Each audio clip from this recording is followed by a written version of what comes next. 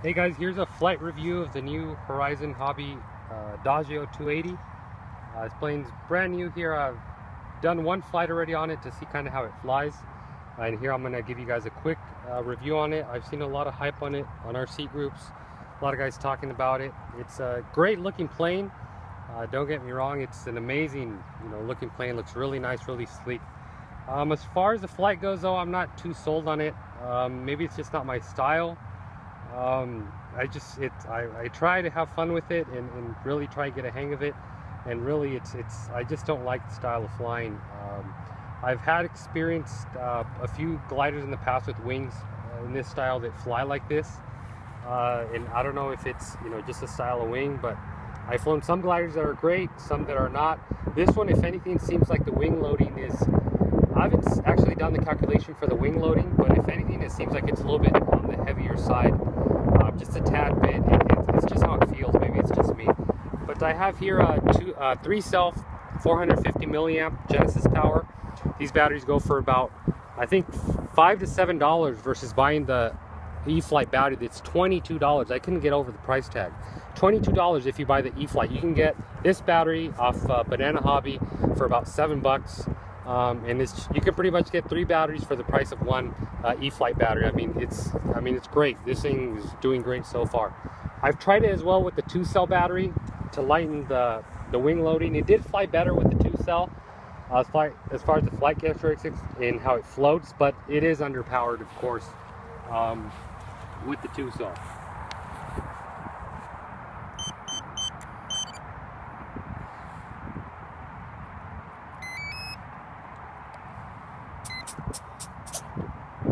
So this model here does have the AS3X receiver. It's a little micro receiver it has in there with little micro plugs. That's the reason why they didn't sell it in a plug-and-play model. It's only sold in a bind and fly because you can kind of only use their own receiver. So this is the model here as it sits. It has 4 servos on the wing, 2 flap, 2 aileron, 1 servo for elevator, and 1 servo for rudder. The only gluing necessary here is for the elevator. That's pretty much it. It took me probably about 15 minutes to assemble this model. Make sure you bolt down the wings, screw them down, and that's pretty much it. So what I'm going to do now here, get her going. You see flaps here, first position, second position. One thing you want to remember is you want to include, I believe it's down trim for when you put the flaps on. Yeah, it's down trim elevator, or down elevator when you put the flaps on. So we're going to point her here into the wind and take her off.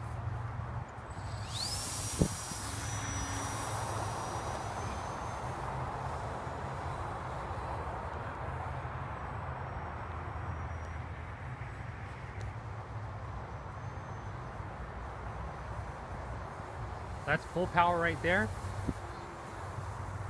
You can see it kind of moves along. It's not too bad at all.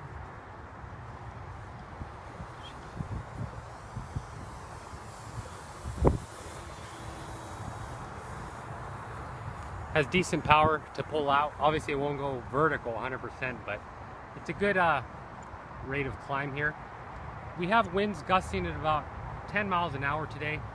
I flew it, earlier it wasn't that windy, gusting that much, and it kind of felt the same as far as the flight characteristics. Like I said, maybe it's just not my style of plane, but she penetrates the wind pretty good. As you can see, it gets knocked around pretty decent as well. This plane can do some mild aerobatics such as rolls, loops, so on. So we're gonna have her climb a little bit, get some space, climbing a little bit more. Okay, here we go. We're gonna perform a loop right here, a little bit closer to the camera. So here she goes. There's a loop. There's a roll. We're gonna do some inverted flying as well. So right here, we're gonna switch her on over to inverted flight. So she is inverted. As you can see, it actually flies. It feels a little bit better inverted, believe it or not. There she goes. Back to right side up.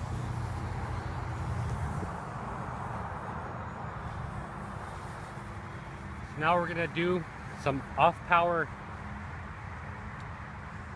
to see really how well she floats. So I'm going to do one without any flaps set, just pull back the power. So there, we have no power whatsoever. You can see the props already folded back, which is really nice. Using rudder, be sure to use a lot of rudder on this plane. She really needs rudder because the wings are so big to help her get around. You can see there, she's still going.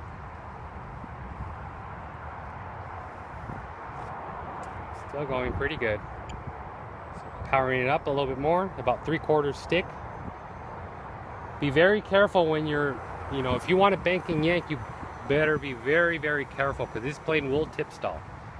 The wings are just so big. You'll really get her to, she'll do some stuff that you're not expecting, so be very careful. So right now we're going to pull back the power. First degree of flaps here. You can see the performance got a lot better on the floating with the first degree of flaps. So the flaps do help out a lot on this plane. Using rudder, AS3X is also assisting to help us stay nice and leveled. Taking out the flaps. We have no flaps. We're going to climb out one more time, and then we're going to put our full degree of flaps that I have set up.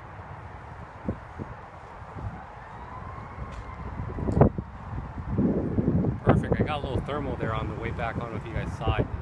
It went up quite a bit. So there, full degree of flaps now. You can see it really, really slowed down to a crawl. I mean, she's just really not moving. One thing I want to mention, when you're using flaps on this model, try to not really float it in and more fly it in. What I mean by that is when you hit your flaps, be sure it's a little bit close to you and it's a little bit high. So all you have to do is push down on the nose and keep the nose down. Because I noticed she really doesn't like to be floated in. I'm going to give it a little bit of power just to get her closer to us, because like I said, she really floats with this much flap. That's about half stick of power. Alright, no power again.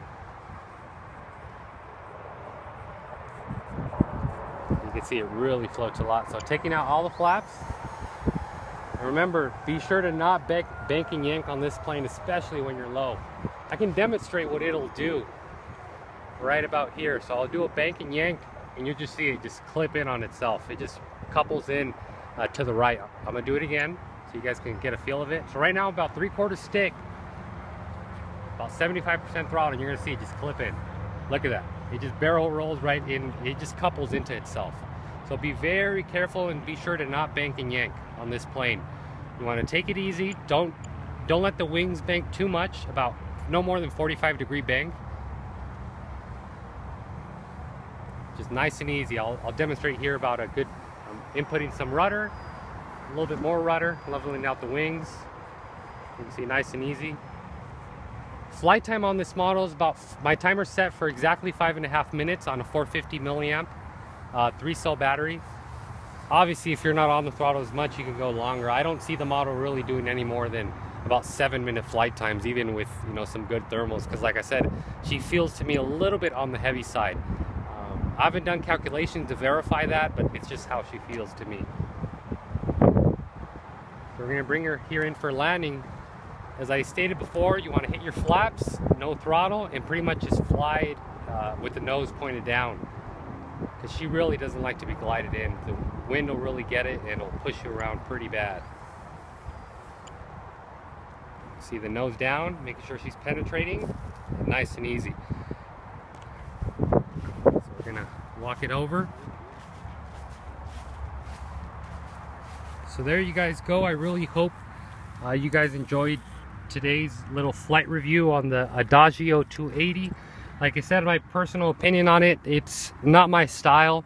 I've flown gliders before, so it's not like gliders are not my style. So I've flown sailplanes, so it's not that they're not my style. It's just the way it flies is, I don't know, maybe it's just me, maybe it's the conditions I'm flying in. Who knows, maybe it's my radio. But anyways, if you guys have any questions or comments, be sure to leave them down below. As always, thanks for watching, guys. Till next time.